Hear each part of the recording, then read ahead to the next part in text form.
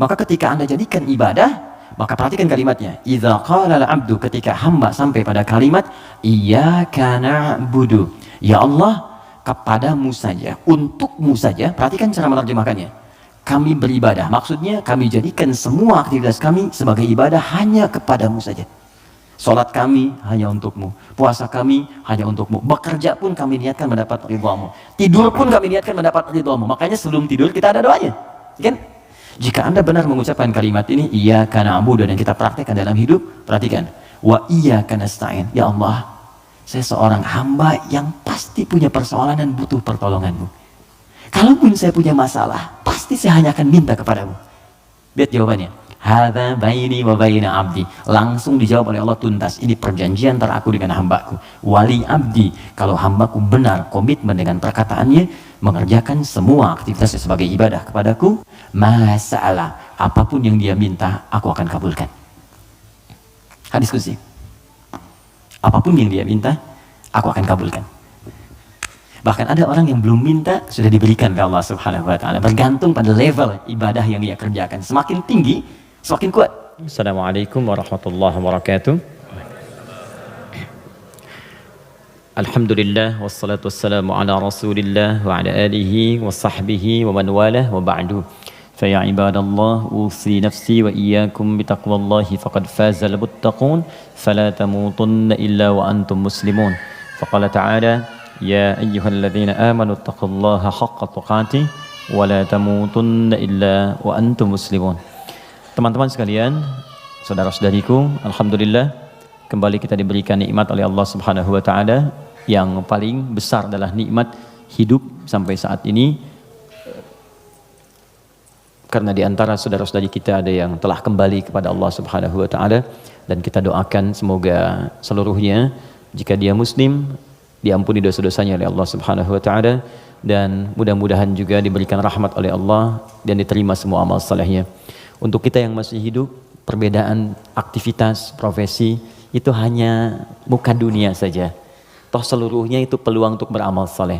Saya lihat sebagian teman-teman kemarin ada yang dilantik di dewan, ada yang sebagian lagi beraktivitas, ada yang ke Palu, ada yang ke beberapa tempat, ada yang berdagang, berbisnis. Itu hanya muka dunia saja gitu. Ya, pada akhirnya itu adalah peluang untuk beramal saleh. Jadi dimanapun kita beraktivitas, maka tenunlah kebaikan di situ, karena mungkin Allah berikan amanah di situ kita bisa berbuat baik, dan di situ surga yang bisa kita raih. Maka jangan sampai ketika Allah titipkan kita sia-siakan peluang itu, karena tidak semua orang bisa mendapati itu semua.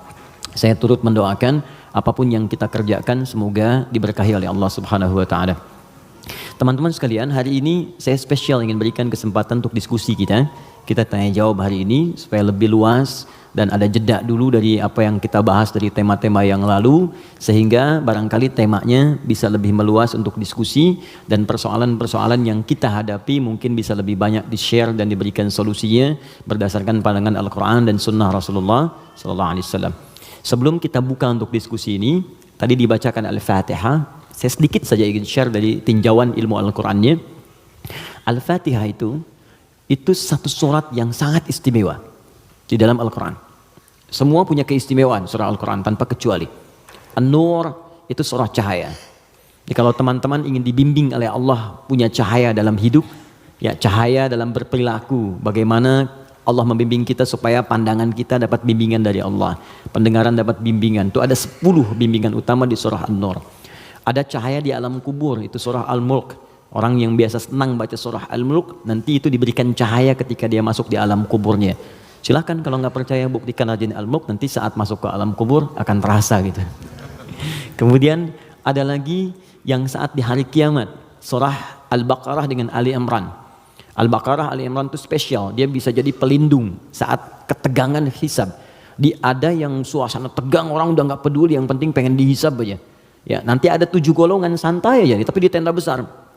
Santai, ya, sab'atun yadhilluhumullahu fi dhillin yauma la dhilla illa dhilluh. Ada 7 golongan yang saat di hari kiamat tenang aja mendapat naungan Allah, saat semua umumnya orang gelisah. 7 golongan ini ada al-imamul adil, imam yang adil. Ada kemudian yang paling indah itu rajulun, seorang laki-laki, atau syambun qalbuhu muta'alliqan bil masajid. Ada orang yang lekat dengan rumah Allah, jadi pengennya tuh ke masjid, pengen baca Quran di masjid, pengen itikaf. Ada syaban yatahabbani fillah, 2 orang yang bersahabat karena Allah. Cari sahabat-sahabat yang dekat tuh bisa saling mengingatkan, itu bersahabat sampai ke surga nantinya. Ada hadisnya. Ya, misalnya yang perempuan akhwat dengan akhwat, yang laki-laki ngingetin, yuk bangun tahajud yuk, gitu kan? Yuk baca Al-Quran, ayo kita ke majlis ilmu. Terus kalau ada berbuat yang kurang diingatkan, itu nanti di akhirat disatukan bahkan sebelum dihisab.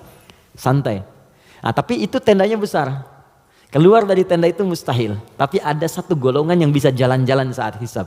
Keluar dari tenda itu jalan aja. Dialah pecinta Al-Baqarah dan Ali Imran.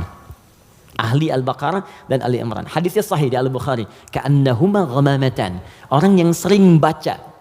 Bukan spesifik hafal ya. Ingat, bahkan baca. Dia mencintai Al-Baqarah, cinta Ali Imran. Sebelum tidur dia baca. Dia telaah itu. Itu nanti keduanya menjadi pelindung. Ka'annahuma ghamamatan. Jadi saat lelah, penat, padat, panas, itu jadi pelindung di atas kepala ya. Nah, kalau Anda punya bukunya Al-Imam An-Nawawi, namanya At-Tibyan fi Adab Hamalatil Quran. Jadi sebelum menulis Al-Arba'in 42 hadis, pernah dengar? Ada Riyadus Shalihin 1896 hadis, beliau menulis namanya At-Tibyan fi Adab Hamalatil Quran. Bagaimana bercengkrama dengan Al-Quran, ada petunjuknya. Nanti ada di halaman 52, terbitan Darun Nafais, paling kanan pertengahan. Itu dikisahkan orang yang senang sebelum tidur baca Al-Baqarah. Saking senangnya di kebiasaan. Dan itu saking dekatnya dengan surat itu, dia tertidur satu masa, belum sempat baca Al-Baqarah. Tiba-tiba dalam tidurnya kaget, dia bangun mimpi, terus tangannya tersenggol kawannya. Kawannya kaget, bangun juga, dia tanya, "Mas Bika, kenapa kamu begini?" Kata kawan yang tadi, "Wallahi ra'aitul fil manam laqad natahatnil Baqarah." Tadi saya di mimpi, di tidur saya mimpi, saya diseruduk Al-Baqarah. Al-Baqarah kan sapi betina gitu kan. Nah, diseruduk, bangun, kamu belum baca saya gitu. Nah, itu sampai begitunya gitu ya. Jadi kalau Allah sudah sayang dengan seorang hamba, terus dia dekat dengan Al-Quran, maka Al-Quran itu akan menjaga kita. Nah, Al-Fatihah dia spesial. Al-Fatihah itu kan ada alnya ya. Ya, Fatihah itu artinya pembuka. Oh, ini kelihatan? Belum saya tulis. Masya Allah, imannya kuat banget, belum ditulis udah kelihatan. Wah, luar biasa. Ya, semoga Allah ampuni dosa kita. Fatihah. Oke. Sini baik-baik, fokus. Fokus. Fatihah itu artinya pembuka, bukan sekedar pembuka, tapi pembuka semua ragam kebaikan. Semua jenis kebaikan.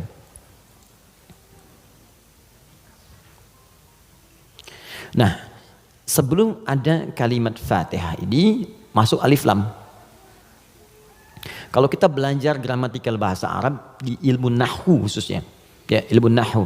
Jadi ada 4 turunan bahasa Arab itu. Jadi ada nahwu, ada sharaf, kemudian sharaf 12 turunannya, ada balaghah, balaghah 3 turunannya. Ada ma'ani, bayan, badi'ah.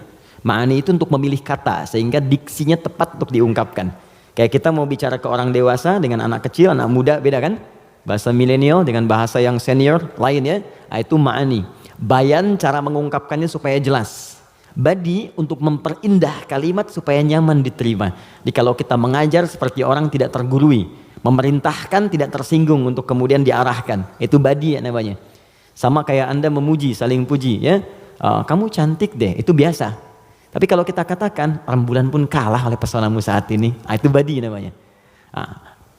Silakan bikin status. Arud. Yang terakhir arud. Arud itu sebetulnya ilmu untuk bikin puisi di Arab. Ada 16 rumusnya. 16. Jadi disebut bahar namanya. Ada tawil, tawilun lahulun al-buhuri fadailu fa'ulun mafa'ilun fa'ulun mafa'ilu. Ada rajaz. Ya mustafilun mustafilun mustafilun mustafilun mustafilun mustafilun sautus safiril bulbuli hayyaja qalbi thamili al-ma'u wa zahru ma'a zahri lahdil muqali fa anta ya salidali wa sayyidi wa maulali fakam tayyibuli ghuzailun uqayqali qataftuhu midwadatin fi hadha ar-rajuli faqala la la la faqad ghada muharwili wal walad wali ya wailali faqultu la tuwalwili fabayinu lu'lu ali qalat lahu hina kadha inna radidul muqali kahatan ka khairali tabtabitam tabtabuli. Coba diulang. Itu orang Arab. Cuma nanti belakangan itu bisa jadi rumus untuk bisa membedakan cara baca Quran dengan cara bacaan di luar Quran. Bisa. Di puisi itu kan puisi Arab ada qasidah namanya. Ya, qasidah itu asalnya bukan yang pakai rebana, bukan. Ya, qasidah itu kalau puisi ada 7 bait disebut qasidah. Misal, rumusnya madid, mufa'alatun mufa'alatun fa'ilatun tala'al badru 'alaina min thaniyatil wada', itu asalnya qasidah. Dari bait puisi rumusnya madid. Ya, tapi orang jahiliyah dulu pun saat masuk Islam itu nggak pernah baca Quran dengan langgam-langgam ini. Ya, pernah ada riwayat sampai Nabi misalnya imam baca Quran dengan madid. Ya, tala'al badru 'alaina wadduha wal laili idza saja. Kan enggak kan? Nah, jadi sejahiliyah-jahiliyah mereka pun itu enggak pernah digunakan langgam ini untuk baca Al-Qur'an karena memang beda. Nah, jadi kaidah makanya enggak bisa musik misalnya sekarang lagunya dipakai untuk baca Quran, itu enggak bisa. Karena beda, ya, beda ininya, frekuensinya lain. Enggak ada kan imam baca sekarang iyyaka na'budu wa iyyaka nasta'in, enggak ada kan? Ya, bisa sih bisa, cuman enggak gitu ya. Kan enggak enak kedengarannya. Nah, itu ilmunya arud namanya. Dan ini ilmu bisa digunakan untuk mengukur pahala yang diberikan oleh Allah. Nanti lain waktu kita bahas. Nah, di ilmu nahwu ada al. Al ini punya 2 arti secara umum. Satu disebut ta'rif, ma'rifat. Ma'rifat. Ma'rifah. Yaitu huruf yang ketika melekat pada kalimat menunjukkan sesuatu yang khusus, spesifik. Kalau di bahasa Inggris the mungkin ya, artikel the, car, mobil, umum. The car, yang ini nih, bukan yang lain. Pen, umum. The pen, yang ini, bukan yang lain. Nah, itu dalam bahasa Arab al namanya. Jadi kalau ada al, yang dimaksud yang ini, khusus, spesifik, bukan yang lain. Al pertama yang melekat pada Al-Fatihah, berfungsi ma'rifah, menunjukkan sesuatu yang khusus. Surah ini adalah surah pembuka yang sangat khusus karena dia disusun khusus untuk membuka surah-surah dalam Al-Quran. Jelas? Semua ayat Quran itu baik dan pembuka kebaikan di ayat-ayat Quran disebut dengan Al-Fatihah. Jadi kalau Anda belajar Al-Fatihah dengan baik, maka Anda akan temukan bahwa surah ini khusus ditempatkan membuka untuk semua untayan ayat-ayat Al-Quran. Yang kedua, al di sini kenapa disebut Al-Fatihah? Karena surah ini khusus ditempatkan untuk membuka bacaan dalam sholat. Jadi ketika kita mulai takbir, Allahu Akbar, rukun bacaan pertama dalam sholat itu Al-Fatihah. Jadi kalau bapak, ibu, teman-teman, ikhwan, akhwat tidak baca iftitah, itu sholatnya masih sah. Karena sunnah hukumnya. Tapi kalau Anda sengaja nggak baca Al-Fatihah, maka Anda mengulang sholat, batal hukumnya. Jelas? Nah, yang dahsyat yang mau saya sampaikan, ini rahasianya. Awas, saya fokus ya, ini rahasia dan diantara kita saja. Oke. Disebut alnya yang kedua dengan istighraq namanya, istighraq. Ya, jangan hafalkan istilahnya, yang penting paham maksudnya. Istighraq itu al yang menunjuk makna yang komprehensif, holistik. Sesuatu yang menyeluruh. Semua menyeluruh sifatnya tanpa kecuali. Al. Contoh begini.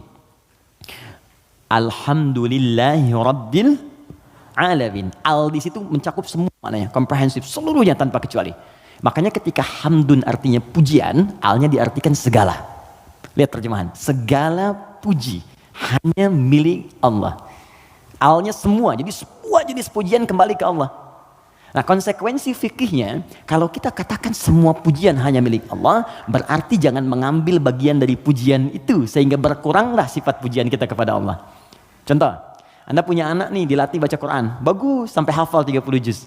Tiba-tiba teman berkata, oh Masya Allah, ukhti, akhi, anaknya pintar sekali, bagus, hafal Quran. Anda katakan, Alhamdulillah, semua karena Allah. Cukup. Jangan tambahkan lagi. Kalau Anda tambah, berkurang pujian itu. Ya, saya juga berdoa sih, malam-malam saya doakan, terus saya latih juga, kirimkan pada guru yang baik, itu jadi wasilah. Nah, itu berkurang. Jelas ya? Anda sakit, kemudian ke rumah sakit, terus kaki sudah mulai agak baik, teman-teman nengok, gimana kondisinya bro? Ya kawan, bagaimana kondisinya? Alhamdulillah, sudah baik. Nah kalau sudah alhamdulillah jangan ditambah. Ya walaupun sedikit, ya walaupun meskipun barangkali itu hilang semua. Karena ada al. Nah sekarang, masukkan ke sini. Tadi teman kita baca Al-Fatihah, fungsi yang kedua, dia ini. Istighraq menunjuk pada makna semua tanpa kecuali. Kalau digabungkan dengan makna ini rahasianya, pembuka jenis kebaikan. Masuk al di sini. Maka surah Al-Fatihah seluruh ayatnya kalau dipelajari dengan benar dan diamalkan, dia akan membuka semua jenis kebaikan yang diharapkan dalam hidup. Orang ingin sukses, pelajari Al-Fatihah, maka akan dibuka kesuksesan. Ada yang sakit, ingin mendapat kesembuhan cepat, pelajari Al-Fatihah. Di situ ada rahasia bagaimana mendapatkan kesembuhan cepat dari Allah. Orang ingin rezeki, ingin ilmu, pelajari Al-Fatihah. Maka di situ ada nilai-nilai kebaikan yang cepat dibuka. Makanya satu-satunya surah dalam Al-Quran yang banyak namanya sesuai dengan objek kebaikannya hanya Al-Fatihah. Dia disebut Asy-Syifa karena di dalamnya ada kandungan untuk mempercepat datangnya kesembuhan dari Allah. Ada kepala suku di Arab dulu tersengat kalajengking Arab. Racun masuk ke dalam sampai sekarat. Secara medis nggak bisa, semua angkat tangan. Datang rombongan sahabat, yang tadinya mampir ditolak, kemudian dikejar. Ada nggak yang bisa menyembuhkan di antara kalian? Satu orang mengangkat tangan. Kata orang ini, insya Allah, bukan saya akan sembuhkan, kalau Allah berkehendak. Dibawa orang ini, kemudian menghadap pada kepala suku tadi, dilihat kondisinya, dibacakan Al-Fatihah. Hanya sekali baca. Tidak diulang, tanpa wasilah apapun, begitu dibacakan, selesai baca, sembuh orangnya.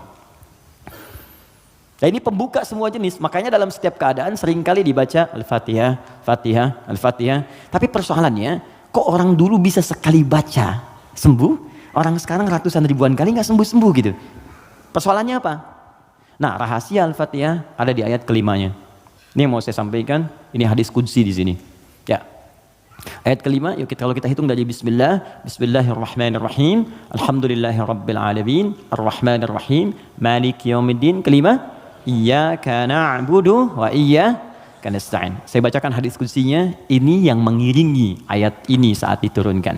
An Abi Hurairah radhiyallahu taala anhu qala, dari riwayat sahabat Abu Hurairah semoga Allah meridhai kepadanya, qala Rasulullah SAW, saya mendengar Rasulullah SAW berkata, qala Allah azza wa jalla, kata Nabi, saya mendengar Allah menyampaikan di hadis qudsi, qasamtu shalah baini wa baina abdi, saya bagi salat kepada dua bagian antara aku dengan hambaku, wali abdi ma sa'al, dan kalau hambaku benar menunaikan tugasnya, maka aku akan kabulkan apapun yang ia minta pada saat itu. Nah ketika menyebut kalimat salat, ternyata yang disebut Al-Fatihah. Idza qala al-'abdu, jika seorang hamba benar membaca alhamdulillahi rabbil alamin, qala Allah azza wa jalla, maka Allah akan menjawab, hamadani abdi, hambaku sedang memujiku sekarang. Idza qala al-'abdu ar-rahmanir rahim, jika seorang hamba berkata ar-rahmanir rahim, qala Allah azza wa jalla, Allah menjawab, asna alayya abdi, hambaku sedang menyanjungku sekarang. Idza qala al-'abdu maliki yaumiddin, jika hamba membaca maliki yaumiddin, qala Allah azza wa jalla majjadani abdi, maka Allah langsung menjawab, hambaku sedang mengagungkanku sekarang. Gini, maksud kalimat ini di pembuka yang 4 ini, kata para ahli hadis, salah satunya ingin memberikan gambaran kepada kita bahwa setiap beraktivitas rasakan kita dipersaksikan oleh Allah. Itu poinnya. Saya ulang ya, kalau Anda ingin mendapatkan janji dari kemuliaan Al-Fatihah ini, maka rumus yang pertama, kata para pakar hadis, rasakan setiap kali kita berinteraksi, sekalipun hanya berkata itu, rasakan Allah mengawasi kita. Itu yang disebut ihsan namanya. Apa namanya?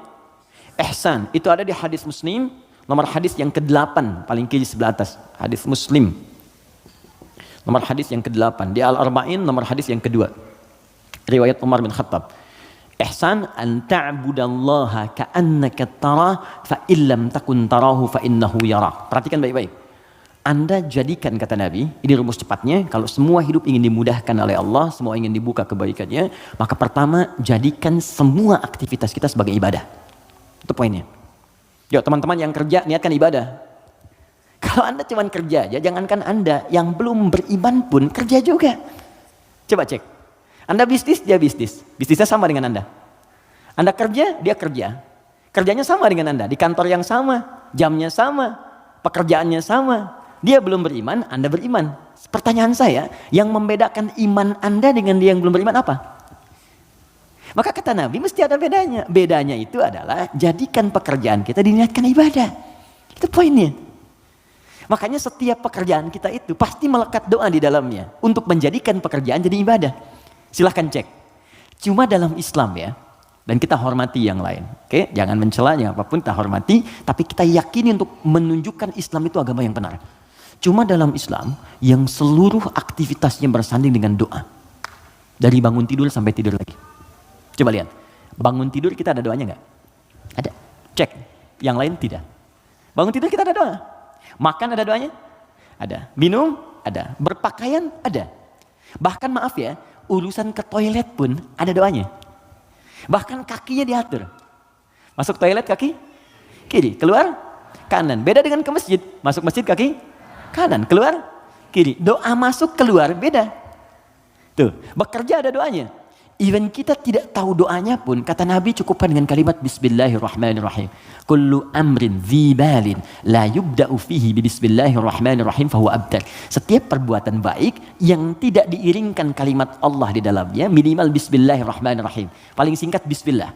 Minum, Bismillah. Makan, Bismillah. Ya, bekerja, Bismillah. Itu kalau kita nggak ungkapkan itu mohon maaf, nilai ibadahnya hilang.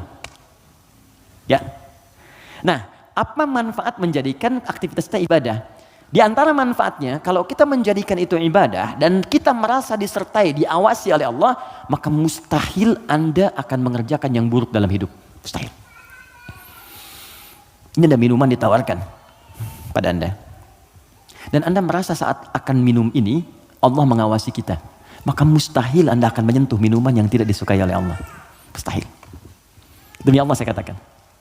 Gak akan pernah Anda minum minuman yang dilarang, bahkan mengucapkan kalimat Bismillah.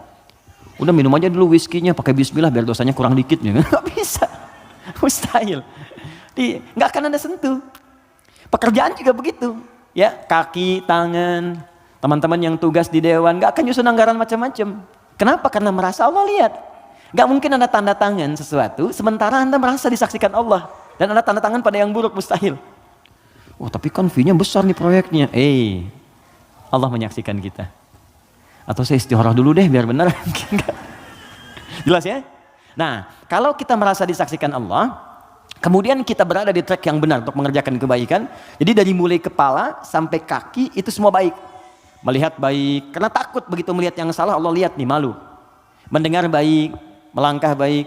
Ketika kebaikan ini dijaga, maka terbukalah semua pintu kebaikan. Ini maksudnya.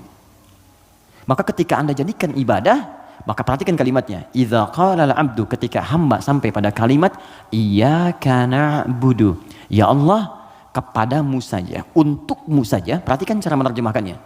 Kami beribadah. Maksudnya kami jadikan semua aktivitas kami sebagai ibadah hanya kepadamu saja. Salat kami hanya untukmu. Puasa kami hanya untukmu. Bekerja pun kami niatkan mendapat ridhamu. Tidur pun kami niatkan mendapat ridhamu. Makanya sebelum tidur kita ada doanya. Kan? Jika Anda benar mengucapkan kalimat ini, iyyaka na'budu, dan kita praktekkan dalam hidup, perhatikan. Wa iyyaka nasta'in. Ya Allah, saya seorang hamba yang pasti punya persoalan dan butuh pertolonganmu. Kalaupun saya punya masalah, pasti saya hanya akan minta kepadamu. Lihat jawabannya. Hadza baini wa baina abdi. Langsung dijawab oleh Allah tuntas. Ini perjanjian antara aku dengan hambaku. Wali abdi. Kalau hambaku benar komitmen dengan perkataannya, mengerjakan semua aktivitasnya sebagai ibadah kepadaku, masalah apapun yang dia minta, aku akan kabulkan. Hadis qudsi. Apapun yang dia minta, aku akan kabulkan. Bahkan ada orang yang belum minta sudah diberikan oleh Allah Subhanahu wa taala, bergantung pada level ibadah yang dia kerjakan. Semakin tinggi, semakin kuat. Nah, kalau Anda kumpulkan jumlah ibadah ini, ada sholat, ada puasa, Anda tingkatkan, infak, baca Quran, semakin ditingkatkan semakin tinggi, maka kumpulan ibadah ini disebut takwa namanya. Apa namanya? Takwa. Karena itu ketika Quran menyebutkan kalimat takwa, pasti bersanding dengan ibadah. Coba lihat, sholat ibadah bukan? Kalimat sholat dibuka dengan takwa. Dzalikal kitabul la raiba fihi hudal lil muttaqin. Al-Baqarah ayat 2. Siapa orang takwa di sini? Ayat 3. Alladzina yu'minuna bil ghaib wa yuqimunas shalah. Oke, teman-teman, kita puasa. Puasa dibandingkan dengan takwa. Al-Baqarah ayat 183. Ya ayyuhalladzina amanu kutiba alaikumus syiyam kama kutiba alal ladzina min qablikum la'allakum tattaqun. Yang kemarin haji, semoga Allah terima hajinya. Yang umrah, semoga yang belum segera berangkat insyaallah, ya. Yang gak cukup dengan amin, nabung, siapin schedule yang baik. Oke, sekarang lihat. Kita haji yang umrah, itu muaranya takwa. Buka Quran surah kedua, ayat 197, paling kanan sebelah atas. Al-hajju asyhurun ma'lumat, faman faradha fihinna al-hajja fala rafatha wala fusuqa wala jidala fil hajj, wa ma taf'alu min khairin ya'lamhu Allah, wa tazawwadu fa inna khairaz zadi taqwa. Semua takwa. Nah, rahasianya di sini. Kenapa kita diminta sholat, puasa, zakat, takwa? Karena ternyata takwa itu wasilah untuk mencapai harapan yang kita inginkan. Buka Quran surah kelima ayat 35, paling kanan sebelah bawah di mushaf. Quran surah kelima Al-Maidah ayat 35. Saya kasih rumus cepat, setelah ini kita diskusi. Oke. Ya ayyuhalladzina amanu, hai orang-orang yang telah menyatakan dirinya beriman kepada Allah, ittaqullaha, tingkatkan takwamu kepada Allah. Tadi bentuknya ibadah. Jadi kalau sholat tingkatkan. Maksud ditingkatkan di sini dari yang fardu ke sunnah, gitu kan? Dia bukan menambah bilangan yang fardu. Oh berarti besok aku subuh dari 2 jadi 4 gitu ya Ustaz. Ya maksudnya tambah dengan yang sunnah. Yo, yang belum duha, yang belum tahajud, tambah, naik ke atas. Ya, puasa tambah, yang dari Senin tambah Kamis. Okay? Kamis, Senin, Kamis, puasa Ayyamul Bid, 3 hari di pertengahan bulan. Tambah lagi misalnya daun, kalau kita mampu sesuai dengan kemampuan.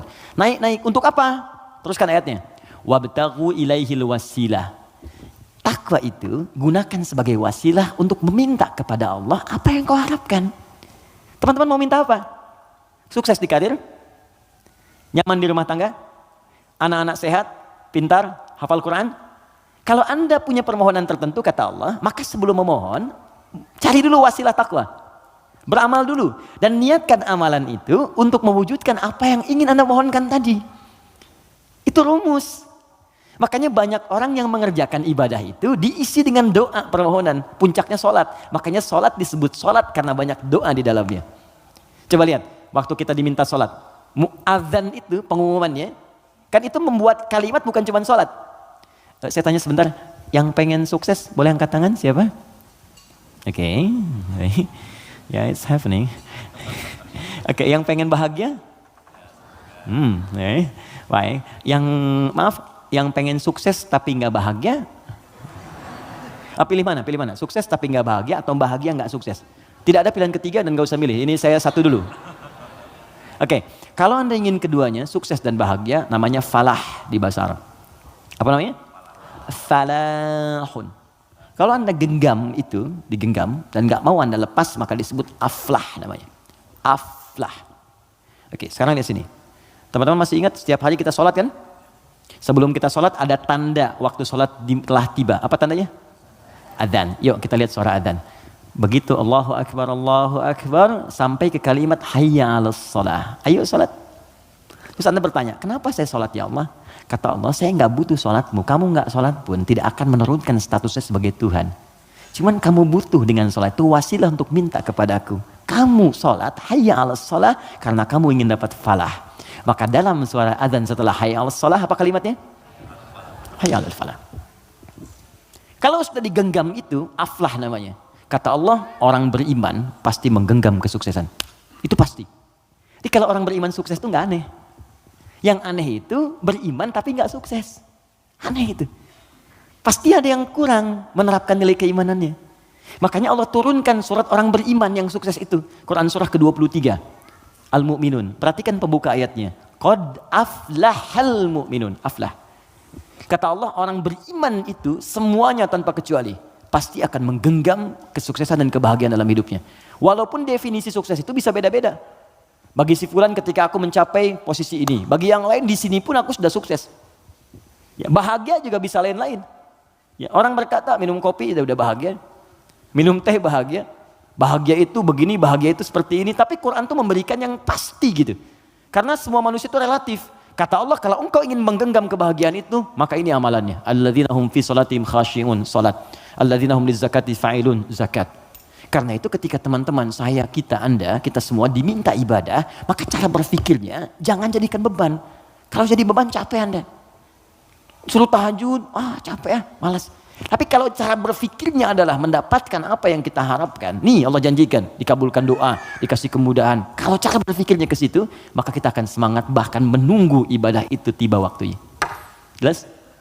Maka kalau teman-teman setiap kajian dengan ustadz manapun, siapapun, tadi ada yang bacakan Al-Fatihah seperti tadi, maka ingat-ingat, barangkali bukan Al-Fatihah yang dibacakan. Barangkali ada pengingat dari Allah, hei, dari sekian bacaan itu engkau bacakan 17 kali dalam sehari seumur hidup, maka berapa yang sedang kau praktekkan?